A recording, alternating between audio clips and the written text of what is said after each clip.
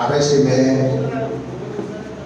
বাংলাদেশ জাতীয়তাবাদী যুবদল, স্বেচ্ছাসেবক দল, ছাত্র দলের উদ্যোগে ঢাকা, কুমিল্লা, সিলেট, ময়মনসিংহ, ফরিদপুর সহ যে সমাবেশ হবে সেই সমাবেশকে সামনে রেখে ব্রাহ্মণবাড়িয়া সদর থানা ও পৌর শাখার উদ্যোগে আয়োজিত আজকের এই প্রস্তুতি সভায় উপস্থিত আজকের সভার সভাপতি স্নেহের ছোট ভাই সদর থানা উপজেলা যুবদলের সম্মানী আহ্বায়ক জনাব জিয়াউল হক জিয়া।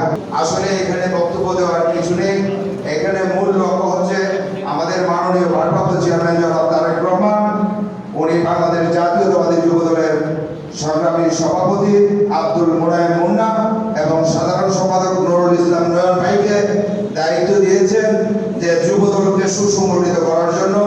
আজকে সারা বাংলাদেশে এই যুবদল অত্যন্ত একটি শক্তিশালী এবং সুসংগঠিত যুবদল। তো আগামী 28শে মে যে সমাবেশ হবে সেই সমাবেশকে মহাসমাবেশে রূপান্তরিত করতে হবে। রূপান্তরিত করতে হলে আমাদের কি করতে হবে? সকলকে কাজ করতে হবে। প্রত্যেকটা ইউনিয়নের নেতৃবৃন্দ এখানে আছে। আপনাদের অধীনস্থ ইউনিয়নের অধীনে 9টি ওয়ার্ড থাকে।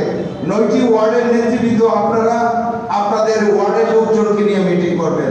পৌর শাখার আহ্বায়ক সদস্য সচিব, সদর থানার আহ্বায়ক সদস্য সচিব, তারাও কিন্তু মনিটরিং করবে। আমি বলছি 4000 লোক নিয়ে আমরা আসবো।